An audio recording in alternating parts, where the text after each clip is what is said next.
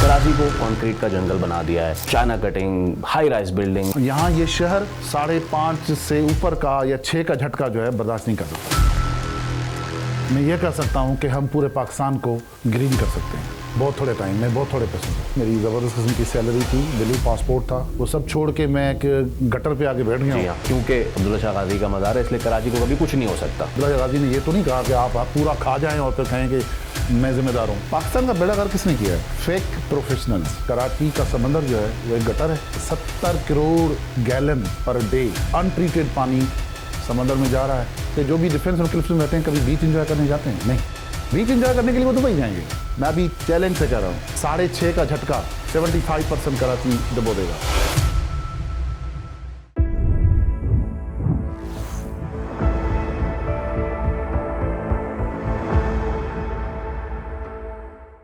Hello and अस्सलाम वालेकुम। आप देख रहे हैं बोलकास्ट, जहां पे वी कास्ट योर स्टोरीज।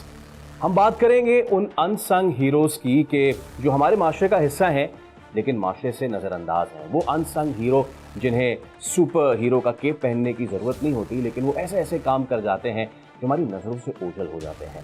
और हम आए हैं उन्हीं कहानियों को आपके सामने लेकर, ताकि हम उन्हें ड्यू क्रेडिट दे सकें।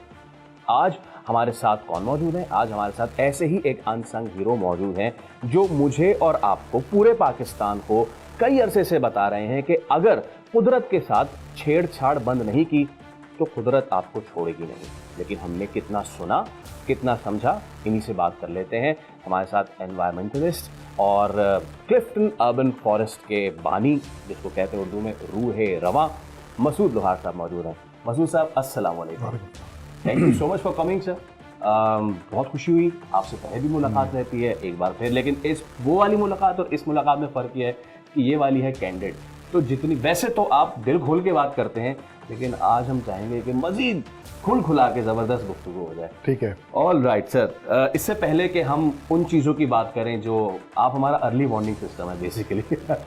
तो इससे पहले कि हम आप अपना अर्ली वार्निंग सिस्टम, वो ब्रेकिंग न्यूज़, वो अलर्ट के बारे में बात करें, पहले ज़रा देखने वाले जानना चाहेंगे, मैं भी जानना चाहूँगा, मसूद लोहार द मैन जर्नी आगाज़ कैसे हुआ, किन हालात से उठ के यहाँ तक आए और फिर क्या कुछ अब तक अचीव किया, ज़रा बताइए। देखें, मैं इससे पहले, क्लिफ्टन अर्बन फॉरेस्ट से पहले मैं UNDP में काम करता था और मैं कंजर्वेशन पे पूरे पाकिस्तान में मैंने काम किया। I was born in a very small village in district Badin, और जहाँ पे एक साइक्लोन 64 में आया और एक 99 में आया, और उन दोनों साइक्लोन्स ने, 64 का तो मैंने नहीं देखा था, उस वक्त मैं पैदा नहीं हुआ था, लेकिन मेरी अम्मी बताती हैं 99 का साइक्लोन जो है उसने हमें बिल्कुल ज़ीरो पे ले आया था। तो यही वो बैकग्राउंड एक इम्पैक्ट था मेरे सबकॉन्शियस में, जिसकी वजह से मैं अब सारे काम छोड़ के इसी चक्कर में अर्ली वार्निंग, जैसे आपने कहा, कि लगा हुआ हूँ। तो यही मेरी जर्नी है। मेरी एक्सपर्टीज़ जो है वो कंजर्वेशन में और स्पेशली अर्बन फॉरेस्ट्री में, इकोसिस्टम रेस्टोरेशन में। अब यहाँ पे 4.5 पौने 5 साल हुए हैं क्लिफ्टन में, तो वो मैं समझता हूँ कि वर्ल्ड क्लास की है। अपने मुंह से तो नहीं कहना चाहिए, लेकिन ये कि मैं ये कह सकता हूँ कि हम पूरे पाकिस्तान को ग्रीन कर सकते हैं। पूरे पाकिस्तान को ग्रीन कर सकते हैं बहुत थोड़े टाइम में, बहुत थोड़े पैसों से, बहुत थोड़े वक्त में और बहुत थोड़े पैसों से। हम तो ये देखते हैं कि आए रोज़ 6 महीने पे या सालाना बड़ी बड़ी कॉन्फ्रेंसेज होती हैं और बताया जाता है इतना लगेगा, इतना लगेगा, इतना लगेगा। आप कह रहे हैं कि कम वक्त में और ये सारी चीज़ें हो सकती हैं, इसमें आपसे ज़रूर बात करूँगा। लेकिन आपने कहा कि बहुत हम्बल बैकग्राउंड से आपने शुरू किया। क्या मैं इसको मिडिल क्लास बैकग्राउंड कह सकता हूँ? नहीं, I was son of a man who was poorest of the poor in the village.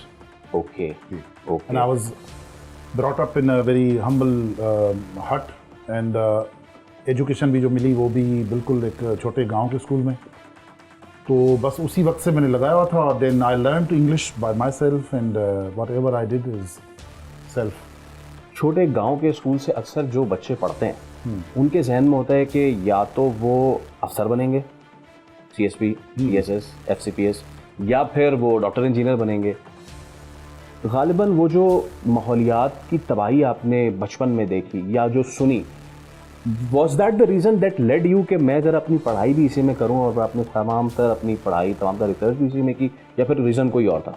नहीं, आई थिंक मिजरीज जो है इंसान की साइकी को शेप करती हैं, लेकिन ये जो मैंने सब कुछ ज़ाहिर I was doing a wonderful job, मेरी ज़बरदस्त किस्म की सैलरी थी, वैल्यू पासपोर्ट था, वो सब छोड़ के मैं एक गटर पे आके बैठ गया हूँ। जी हाँ। तो मैंने एक चीज़ लर्न की लॉर्ड बुद्धा से कि he was a prince and he was उनको पानी पीने के लिए भी चारपाई से उतरने नहीं देते थे। जब उन्होंने रियलाइज़ किया कि ज़िंदगी ये नहीं है, तो वो जंगल की तरफ चले गए और जंगल में रहे। ज़ाहिर है उस वक्त जंगलों में तो जंगलात में जानवर भी बड़े होते थे, और तो वो मैंने नोट किया कि जो पहली चीज़ सबसे बड़ी मुश्किल होती है छोड़ना, वो है कंफर्ट। यस। तो मैंने काम ही इस पे किया।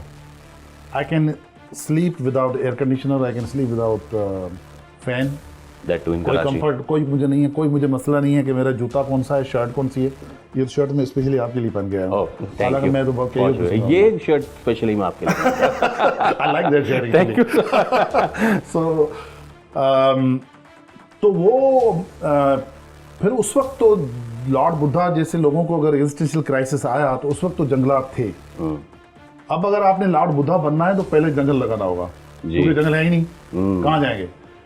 यही एक कहानी है, हमारी स्टोरी है। तो आगाज करते हैं कराची से। कराची को कंक्रीट का जंगल बना दिया है, China cutting, high rise buildings, what ever.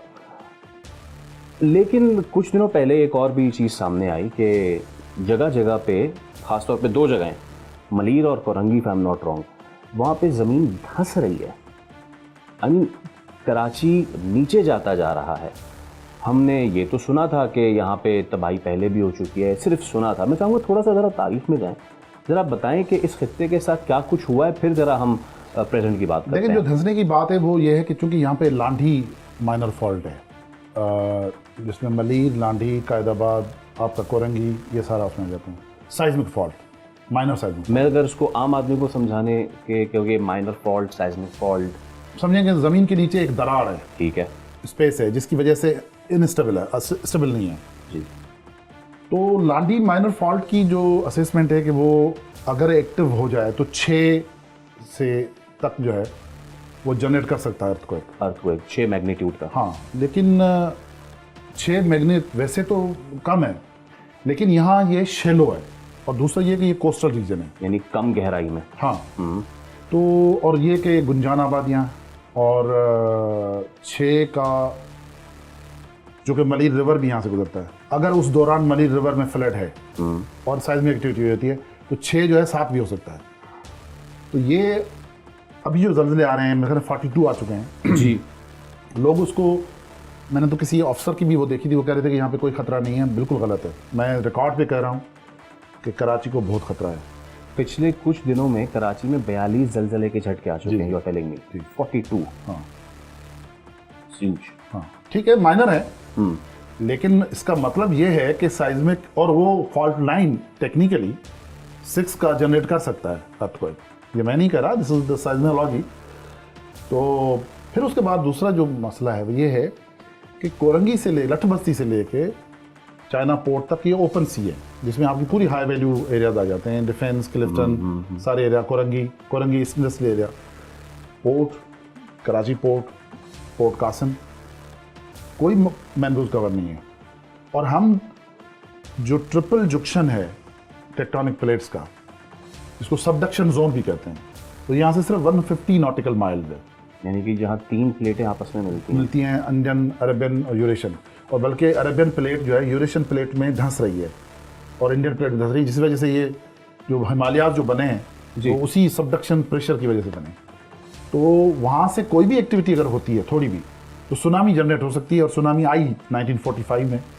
क्या कह रहे हैं आप? ये जी 1945 में सुनामी आई थी, कराची में आई थी, बिल्कुल। और ये रिकॉर्डेड है, आप गूगल करके देखें कि वही सुनामी जो कुछ साल पहले यहाँ पे आई थी फार ईस्ट एशिया में, उसी तरह की? नहीं, 45, हाँ उसी तरह थी, लेकिन उसका इंटेंसिटी उस जमाने में तो सुनामी का नाम सुनामी था भी नहीं, टाइडल वेव का है, क्या कहा करते थे। सुनामी नाम बाद में पड़ा है। और रिपोर्ट हुए 4000 लोग मरे पूरे मकरान कोस्ट पे, लेकिन कराची की पॉपुलेशन सिर्फ 4 लाख थी। लेकिन मैं उसकी इसलिए नहीं करता क्योंकि मैंने इंटरव्यूज़ किए हैं पुराने लोगों को। सिर्फ आप मंजार और अपना ये जो वहाँ पे वो है मुबारक विलेज, जी जी जी। मुबारक विलेज या जो मनोरा आइलैंड, इनके पुराने बंदों से इंटरव्यूज़ लें तो आपको बंदे मिलेंगे जो कहेंगे जी मेरी पूरी की पूरी फैमिली स्वीप ऑफ हो गई, तो रिपोर्ट नहीं हुआ था, आइलैंड पे रिपोर्ट नहीं हुआ होगा, बहुत सारी चीज़ें रिपोर्ट नहीं हुई होंगी। ओके, तो 1945 में 4000 बंदा मर गया। ये तो बात हो गई जनाब 1945 की। नाउ कमिंग फॉरवर्ड इस वक्त सिचुएशन जो है वो क्या है शहर कराची की? एक तो सबका अपना अपना अकीदा है, और अकीदा ये है कि क्योंकि अब्दुल्ला शाह गाजी का मज़ार है इसलिए कराची को कभी कुछ नहीं हो सकता। नहीं, बहुत कुछ हुआ है। क्या कुछ हुआ है?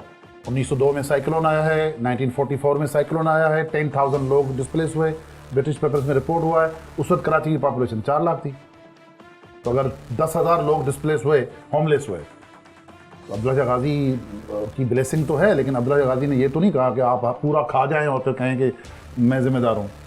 अच्छा, तो then what is the real reason then? अभी हमने देखिए साहब, मैं आपको बताऊं, ये मरीन इकोसिस्टम है कराची, और 1944 में जब साइक्लोन आया या 1945 में जब सुनामी आई, उस वक्त ओबायो लेगून मौजूद थी, नैनार लेगून मौजूद थी, कोरंगी और गिजरी क्रिक्स दोनों मौजूद थी, दोनों की सब क्रिक्स मौजूद थी। इस वक्त गिजरी क्रिक ख़त्म है, कोरंगी क्रिक श्रिंक हो गई है, कर दी गई है, उनकी जो सारी जो सब क्रिक्स थी वो सारी ऑक्यूपाई हो गई हैं।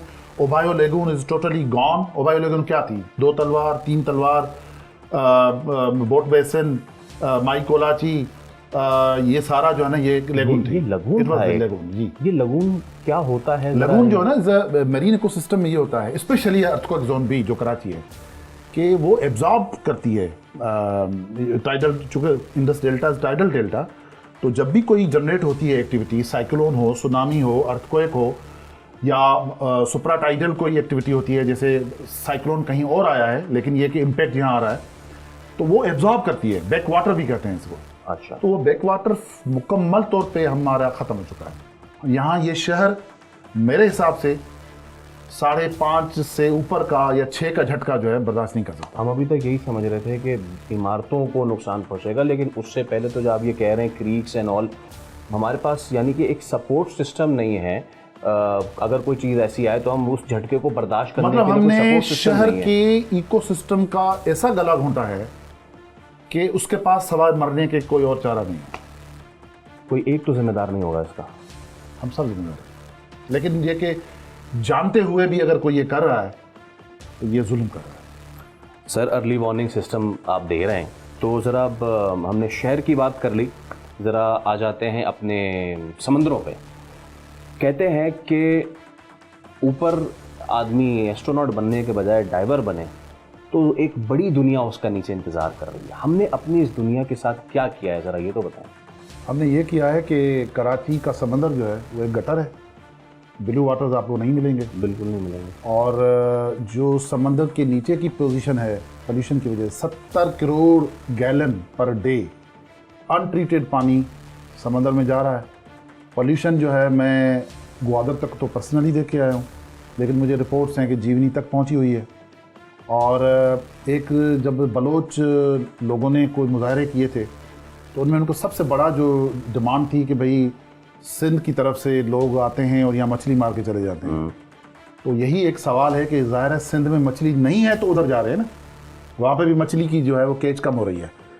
तो मेरे हिसाब से तो ये जिस तरह की हम पोल्यूशन डेली बेसिस पे करें, और ये जो करें ना ट्रीटमेंट प्लांट चल रहे हैं, कोई ट्रीटमेंट प्लान नहीं चल रहा है। 70 करोड़ गैलन जहरीला पानी। इस जहरीले पानी में सिर्फ इंडस्ट्रियल वेस्ट है, डोमेस्टिक भी है, क्या म्युनिसिपल इंडस्ट्रियल दोनों है, सब कुछ है। हाँ।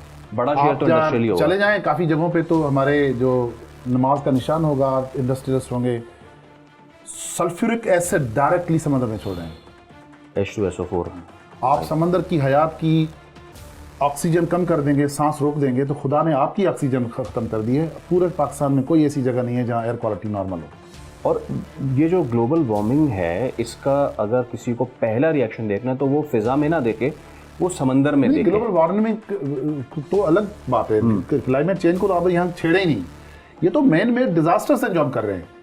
कराची पोर्ट ट्रस्ट एक बहुत बड़ा इदारा है जी, पोर्ट का पता नहीं क्या उनके नखरे और नमूने हैं, वहाँ जाके देखें, आप खड़े नहीं हो सकते बदबू की वजह से जी।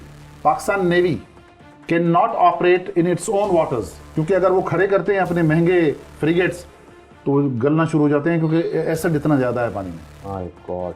तो इसका मतलब ये है कि सिर्फ इससे समुद्री जो हयात है वो तो अफेक्ट नहीं हो रहा ना। वो समुद्री हयात अगर मैं खा रहा हूँ, मेरा आज दिल किया कि यार मैं ज़रा बेगम को बोलूँ मुझे ग्रिल्ड फिश बना दो, और मैं ये सोच रहा हूँ कि मैंने ऑयल में इसको नहीं तला, मैंने तो ग्रिल किया है, तो ये तो बड़ा ही सेहतमंद है मेरे लिए। वो मछली सेहतमंद है मेरे लिए? देखिए, मैं बदीन से हूँ और हम खुद फ़िश किया करते थे, मैं और मेरे वालिद साहब। हम खुद जाते थे, अपनी मछली खुद पकाते थे। 80-90% हमारा फूड फ़िश था। हम गोश्त वोश्त ये खाते ही नहीं थे, ना कोई ट्रेंड था। लास्ट 9 महीनों से मैंने अपने घर में पाबंदी लगा दी है, हम सी फूड नहीं खाते। क्यों? क्योंकि जहर है। और मैं जो भी मेरा बात सुन रहा है, कभी भी सुशी नहीं खाएं। Sushi is a raw fish. Ji.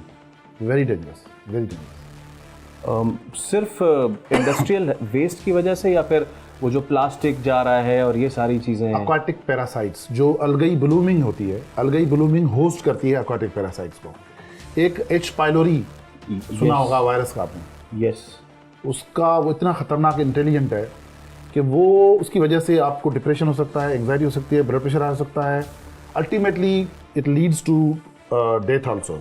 H pylori जो है, उसकी वजह से आप पूरी रात हॉस्पिटल में भी रह सकते हैं, जो मैं रह चुका हूँ। और आपने जो आखिरी बात बताई है मेरे लिए बहुत और एच पाइलोरी जो है वो तो समझे कि लोअर लेवल का aquatic पैरासाइट है। ओके। जो बाकी साहिबान मौजूद हैं, और उसकी वजह से अगर वो इरप्शन हो गई, अभी हुई है, देखें यहाँ ऑटोप्सी नहीं होती। हाँ। यंग लोग भाई 22 साल का लड़का जो है वो हार्ट अटैक में मर गया। ऑटोप्सी तो हुई नहीं, आपने कहा कि जी हार्ट बंद हो गया। आपने ऑटोप्सी की है कि एक्वाटिक पैरासाइट्स की वजह से मरा है। अच्छा, अभी डायरिया इरप्ट हुआ था यहाँ पूरे एरिया में, मेरे खुद फैमिली मेम्बर्स में किसी को हुआ था। हमें पता था कि ये एक्वाटिक वो है, कोई एंटीबायोटिक काम नहीं कर रहा था। फिर पहले डायरिया की सिचुएशन चलती रही, उसके बाद फिर वो यूटीआई हो गया। डॉक्टरों को पता ही नहीं है भाई, ये इसकी वजह से आपके वीज़ा बंद हो जाएंगे, आपके ऊपर एम्बार्गो लग जाएगा। सिर्फ पोलियो नहीं जो हमें रोक दे पूरी दुनिया में जाने से, ये भी रोक सकते ये बहुत खतरनाक चीज़ है। मतलब कि मरीन पोल्यूशन जितनी इस वक्त फैल रही है, तो हमने अपने शहर भी तबाह कर दिए, हमने अपनी। मेरा एक सवाल है कि कुछ दिनों पहले अचानक जो है बदबू निकली पानी से, और वो बदबू जो है नीपा तक भी लोगों ने जी जी जी जी जी। तो उसमें कुछ अफलातून लोग जो थे, उन्होंने जो कहा कि जी वो मर गए थे, और हाँ सीशेल मर गए हैं और मछली मर गई उसकी वजह से। भाई इट वाज द बदबू ऑफ द अलगई ब्लूमिंग की लेयर इतनी ज़्यादा हो गई। देखें, अगर 15 फुट का आपका लेयर है तो फोटोसिंथेसिस कैसे होगा? नहीं होगा। मतलब कैसे जिंदा रहेगी लाइफ नीचे? यानी कि समुद्री पौधे जो मरे उसकी सारी बदबू फैली थी। अगर मैं आपको ये कहूँ कि कोई क्लिफ्टन या डिफेंस के महल में रह रहा है और ड्यूअल सिटीजन्स हैं, सारे ड्यूअल सिटीजन्स हैं, अमीर है, उसको पता है अगर यहाँ गड़बड़ हो गई मैं वहाँ चला जाऊँगा। मैं उनकी इंफॉर्मेशन ये बता दूँ कि अगर आप इन्फेक्टेड हैं विद aquatic पैरासाइट तो जो एक्टिव अभी नहीं हुआ, नहीं जा सकते। नहीं तो आप जहाँ कहीं जाएंगे वहाँ पे जूते मार के आप वापस भेजेंगे। तो जिधर के उधर जाओ। दो चीज़ों की हमने, भले आप कितने में अमीर हो, दो चीज़ों की हमने महसूसा बात की, पानी और हमने अपना शहर। अब ज़रा आ जाते हैं एक और बहुत अहम मसला।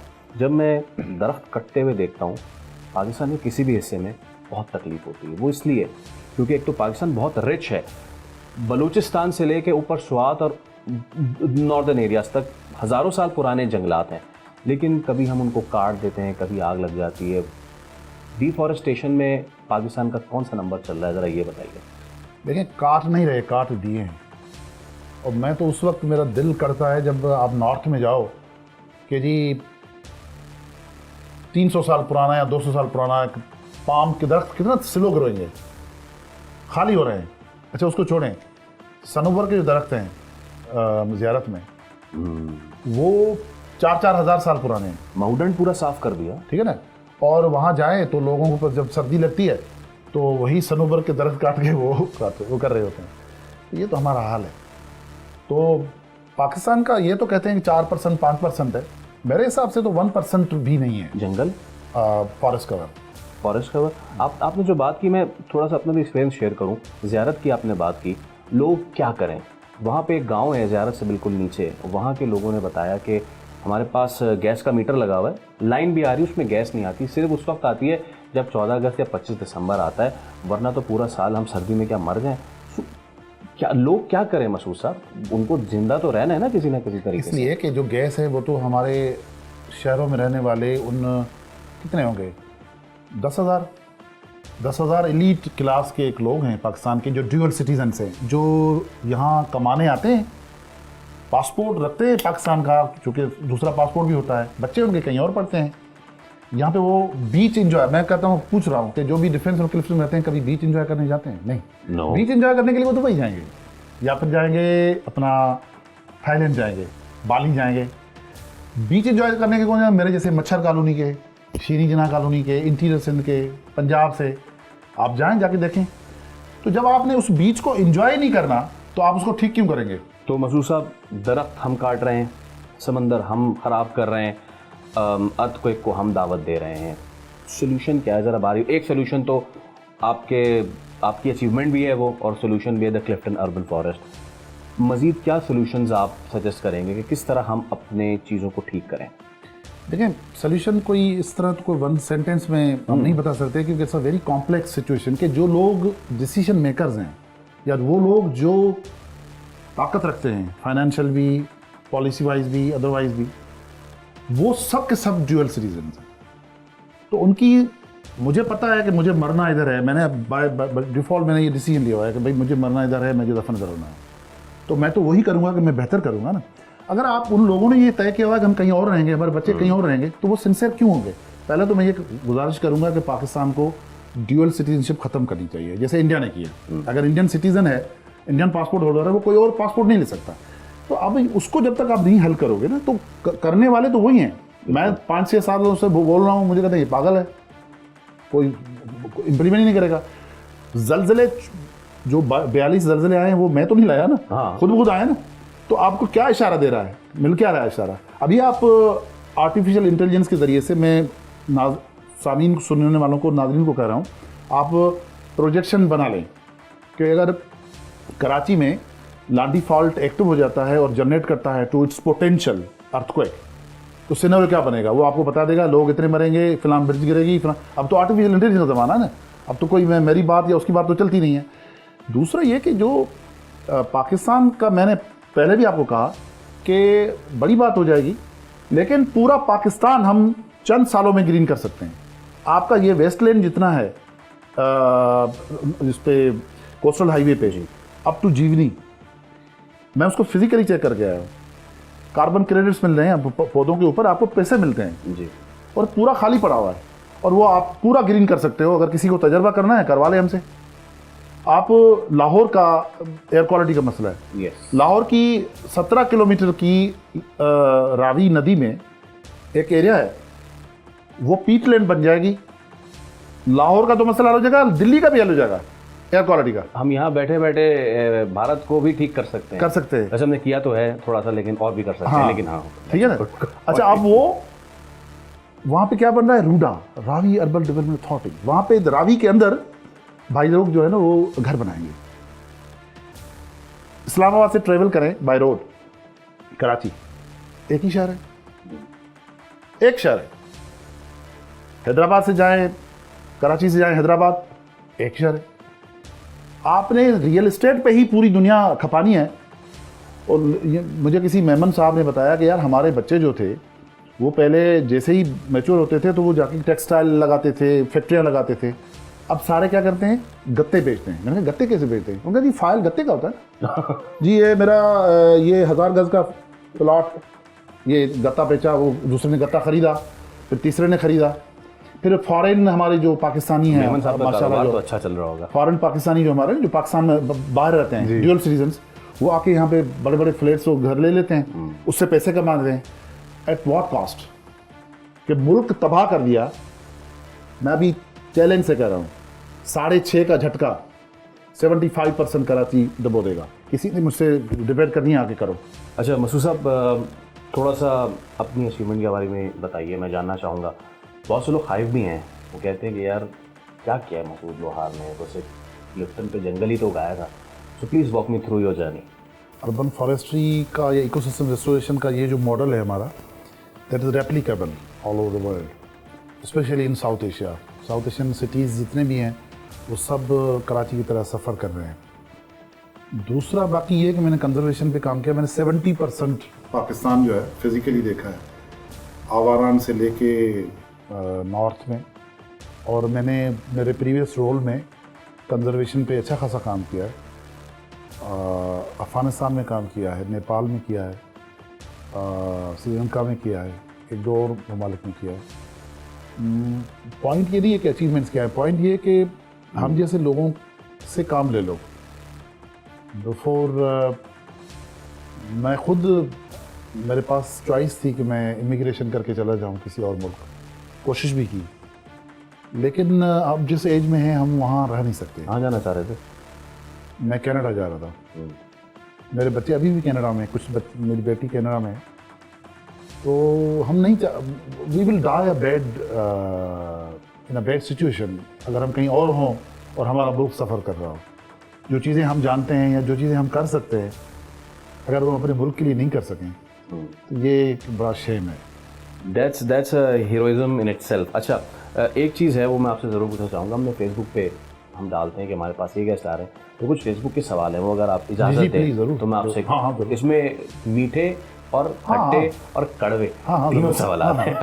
ओके, पहला तो है, सादिया उबैद खान कहती हैं कि क्या कराची के सिर्फ पुल के उस बार लोग बसते, गुंजान आबादियों में शजरकारी करने में दिलचस्पी है कोई? देखिए, अपने रिसोर्स मैंने किया है। मैंने औरंगी पायलट प्रोजेक्ट के साथ हमने जो फॉरेस्ट लगाया है, मई में लगाया, अभी 100% सर्वाइवल रेट है। बल्कि वो उनकी जो चेयरमैन है अकीला इस्माइल साहिबा, जो परवीन रहमान की बड़ी बहन है, जो परवीन रहमान लियारी एक्सप्रेसवे वाला, नहीं वहाँ औरंगी पायलट प्रोजेक्ट जो डॉक्टर अख्तर निजाम का, परवीन रहमान जो जिनका कत्ल भी हुआ था, तो वो हुआ है। उसके अलावा हमने और जगहों पे भी किए, लेकिन ज़ाहिर हम एक अपने जेबों से करने वाले लोग हैं, तो हर जगह तो नहीं कर सकते। अगर आप तो कम्युनिटी या सरकार या बाकी लोग अगर आए तो हर जगह पे किया जाता है। पर्पस तो यही है कि हर जगह पे होना चाहिए। अच्छा, बीनिश पूछती हैं कि कराची की जो ग्रीन बेल्ट पे ज़मीन बंजर करने वाले लगाए, गालिबन ये कौनो कापस के हवाले से पूछ रही थी, वो मिथ तो बस्ट करें। पहले ये था कि जी ये ज़मीन से पानी चूस लेता है, तो समझ में नहीं आता कि कौन सा पौधा है जो ज़मीन से पानी चूस के बड़ा नहीं होता। तो इसके मिथ क्या थी? क्या ये एक गलत फैसला था? क्या इससे कराची का वाटर टैबलेट बहुत ज़्यादा हुआ है? देखें, मैं पर्सनली इसको कहते हैं इथोपियन मैनग्रोव। अच्छा, ये जो कराची में लगाया, कराची में जो लगाया ना, कोनो क्यों लगाया गया? मतलब ये जिसने भी एडवाइस किया था या जिसने भी ये फैसला किया था कि मिलियंस में कोनो कराची में लगाए गए, तो मैं पर्सनली, कोई मुझसे इख्तलाफ रख सकता है, मैं उसके बहुत खिलाफ हूँ, और बल्कि ये किसी और को ग्रो होने भी नहीं देगा। तो आप इसको निकाल के और पौधे लगाएं, बरगद लग सकता है, मोरिंगा लग सकता है। मोरिंगा सारा फूड है, अगर आप लगा दें तो वो जंगल जलेबी है, गूंदी है, लहसुड़ी है, ये कराची के अपने नेटिव प्लांट्स हैं। और ये कराची का नेटिव नहीं था जो लगाया गया, पाकिस्तान का नेटिव नहीं है यार, बल्कि साउथ एशिया का नेटिव नहीं है। ये तो इथोपियन मैनग्रोव कहते हैं इसे लगाने का फायदा ही क्या है? क्यों लगाया? तो आप बताएं क्या फायदा था? कोई फायदा नहीं था। तो मैं तो कहता हूँ किसी ने हाथ कर लिया, यानी कि नुकसान हुआ है हमारा बहुत बड़ा। और इस तरह के तजर्बे करने नहीं चाहिए। ये किसी अफलातून ने, पाकिस्तान का बेड़ा गर्क किसने किया? फेक प्रोफेशनल्स जो कहते हैं कि जी हम प्रोफेशनल हैं, एसी ऑफिस से बाहर नहीं निकलते। आखिरी बार जो कहीं गए थे जहां काम करने का वो दावा करते हैं वो 30 साल पहले था। आप डिस्कनेक्टेड हैं यार, you are equally disconnected as anybody else. अब आपकी 96% जो है इंडस डेल्टा खत्म हो गई है। या आप पहले मुझसे सवाल कर रहे थे कि या तो बारिश है ही नहीं, या फिर क्लाउड बर्स्ट हो रहा है, या फ्लड है, या फिर ड्राउट है। क्यों? इसलिए कि रेगुलेट जो करता है मानसून को हिमालयाज तक, वो इंडस डेल्टा करता है। 96% आपका डेल्टा खत्म हो चुका है जी, क्योंकि आप कह रहे हैं कि जी पानी डाउनस्ट्रीम जो है जाया होता है। ये सबसे बड़ा देखो कि वो दरिया का वो जो पानी है वो समंदर की खुराक है। जनाब, कंसल्टेंट्स की रिपोर्ट्स मैंने पढ़ी हैं जिन्होंने सबमिट की हुई हैं कि जी ये जो पानी अंदर जा रहा है ये जाया कर रहा है। वाह, खैर ये तो है। मैं आखिर में, आपने अभी बात की 30 साल से दफ्तर में बैठे हुए, मैं थोड़ा सा हम आपने पॉडकास्ट के आखिर में जा रहे हैं। आखिर में जाते जाते एक बार फिर मैं ज़रा फ्लैशबैक जाऊँगा। आपने 1945 की तो बात की, लेकिन एक हिस्ट्री है और एक तस्वीर भी हम दिखाएंगे अभी। यहाँ पे 16वीं सदी 18वीं सदी कराची की, उसकी भी एक हिस्ट्री है, अर्थक्वेक की और इसकी सुनामी की। मैं चाहूँगा वो थोड़ा सा बताएं, और फिर आपने कुछ ईस्ट इंडिया कंपनी की कुछ दरियाफ्त भी खुद की है, वो भी ज़रा बताएं जल्दी से। देखिए जो कराची है ना वो अर्थक्वेक जोन बी है, लेकिन अर्थक्वेक जोन बी के अलावा जो कराची की वल्नरेबिलिटी है वो ये है कि कराची जो है हाई राइजेस हैं और बिल्डिंग कंट्रोल का कोई सिस्टम नहीं है और सारे आउटलेट्स आपने ब्लॉक किए हुए हैं। It's a choked city. Zone B का मतलब है कि कम खतरे वाला नहीं, सेकंड मोस्ट वल्नरेबल, मतलब अर्थक्वेक जोन, जैसे ग्वादर जो है अर्थक्वेक जोन ए है। अच्छा, मतलब वो तो बिल्कुल पोटेंशियल है 8 मैग्नीट्यूड का। कराची का लोकल मैग्नीट्यूड का जो है वो लांडी माइनर फॉल्ट का अगर ये जो हो रहा है जी, ये 6 का जनरेट कर सकता है, 6 का फेटल होगा, सही, 6 का भी फेटल होगा। लेकिन यहाँ पे चमन फॉल्ट है, फिर उसके बाद थाना बुला खान माइनर फॉल्ट है, फिर अलाबंद फॉल्ट जो है ना वो मेजर फॉल्ट है। अलाबंद फॉल्ट डेजर्ट ऑफ कच्छ में उसकी वो प्रेजेंस है। लेकिन नवीं सदी से 2001 तक जो ज़लज़ले आए जिसमें देबल पोर्ट चला गया, फिर उसके बाद 1668 में जो ये जो मैंने आपको दिखाया औरंगा पोर्ट, ये 6 किलोमीटर बड़ा शहर है जो पानी में है। और उसमें ये मैंने आपको दिखाया, मैं वहाँ से पत्थर भी लाया हूँ जहाँ पे ईस्ट इंडिया कंपनी का चर्च था, जहाँ पे वो क्रॉस भी बने हुए हैं, उनकी फैक्ट्री है। उसके अलावा उस वक्त वक़ाए नगार आ चुके थे मुग़लों के, पोर्चुगीज़ आ चुके थे, ब्रिटिश आ चुके थे। तो रिकॉर्ड हुआ था कि 30,000 लोग जो है with in minutes, 30,000 house hold पानी में चला गया उस शहर का। वाओ, वो मैं फिजिकली देख के आया। कौन सा साल था? 1668। वाह। और उस वक्त जो है जब वो पानी में चला गया तो उसकी हमने असेसमेंट की कि कितने लोग मरे होंगे। तो हमारे हिसाब से 1.5 लाख लोग मरे थे 16वीं सदी में। 1.5 लाख लोग 17वीं सदी में 1600। उसके बाद 1819 में आया, सिंदरी पोर्ट था, और उस वक्त तक तो स्केचेस और फोटोग्राफ्स भी आ रहे थे। तो वो अंग्रेजों के गूगल करके देखें सिंदरी पोर्ट, तो वहाँ पे तो बहुत बड़ा किला भी था। अभी वहाँ जाए तो वो बिल्कुल, अब वो इंडियन टेरिटरी में है लेकिन बदीन और बदीन डिस्ट्रिक्ट की करीब है वो, तो वो बिल्कुल सब सरफेस चला गया, कुछ है ही नहीं। वैसे ट्रेंड है अलाबंद फॉल्ट लाइन के जल्जलों का कि बिल्ट अप स्ट्रक्चर जो है वो पानी में चला जाता है। तो आखिर में सर मुझे सिर्फ ये बताएं कि एक टाइम लाइन से डिसाइड कर सकते हैं कि ज़लज़ला कब आता है, या फिर हम खुद ही इसके असबाब बनाते जा रहे हैं कि आ जाए जल्दी? देखिए ज़लज़ला प्रेडिक्ट करना आसान नहीं है, लेकिन जो हमने सिचुएशन जानते हुए कि भी ये अर्थक्वेक जोन भी है, हमने जिस तरह का शहर चोक कर दिया है, कोई एब्जॉर्प्शन कैपेसिटी सिर्फ ज़लज़ले की नहीं, सुनामी भी और साइक्लोन भी। अगर साइक्लोन हिट करे, अल्लाह माफ़ करे, कराची में हुआ है, 1902 में हुआ है, 1944 में हुआ है। तो ये कहना कि जी अब्दुल्ला शाह गाज़ी साहब रोक लेते हैं, ये कोई गलत बात है। रोकते होंगे, लेकिन उन्हें अब्दुल्ला शाह गाज़ी ने ये नहीं कहा कि आप बेड़ा गर्क करो और फिर कहो कि जी मैं कुछ नहीं करो। तो कराची में डिजास्टर के एब्जॉर्ब करने की कैपेसिटी अब नहीं रही। इसीलिए मैं कह रहा हूँ कि फॉर एग्जांपल जो लांडी फॉल्ट लाइन है, माइनर फॉल्ट लाइन है, या थाना बुला खान फॉल्ट लाइन है, या चमन फॉल्ट लाइन है, चमन थोड़ा दूर हो जाएगा, लेकिन आपको पता है कि आवारान का ज़लज़ला भी आया तो भी हमें यहाँ फील हुआ। 2001 में जब गुजरात इंडिया में ज़लज़ला आया तो भी कराची में फील हुआ। तो ये इस तरह नहीं है कि आप ये से इसको करें। फिर ये कि आपकी बिल्डिंग कंट्रोल, बिल्डिंग कोड या जो डिसिप्लिन है वो नहीं है, हाई राइजेस बहुत ज़्यादा हैं, शहर के अंदर कुछ नहीं है। मैं तो आर्टिफिशियल इंटेलिजेंस से एक प्रोजेक्शन करवा रहा था इससे कि अगर 6 का झटका आए तो क्या होगा। तो उसने जो मुझे बातें बताई वो तो मैं तो आपको बताऊंगा, लोग डर जाएंगे। वो तो कह रहे हैं कि जी वो बिल्डिंग ब्रिजेस जो हैं वो गिर जाएंगी, और रिवर्स जहाँ से बह रहे हैं उनमें दरारें आ जाएंगी, बड़ी बड़ी रोड जो हैं टूट जाएंगे। मतलब अब ये देखिए, अब ये बड़े एक वो क्रिटिकल चीज़ें हैं, इस पर बात करते हुए भी डर लगता है कि भाई लोग डर जाएंगे। अब नहीं बताते तो भी अजीब लगता है, क्योंकि you have to take a decision. Yes, we have to, and with this we have to take the decision to end the podcast. Masood Lawar साहब, thank you so much for your time, बहुत शुक्रिया।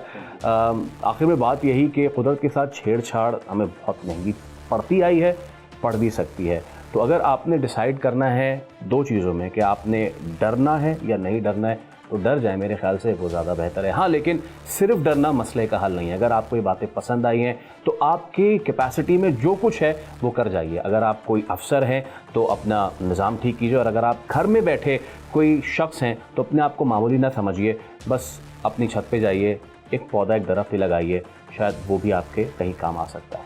थैंक यू सो मच, अल्लाह हाफ़िज़।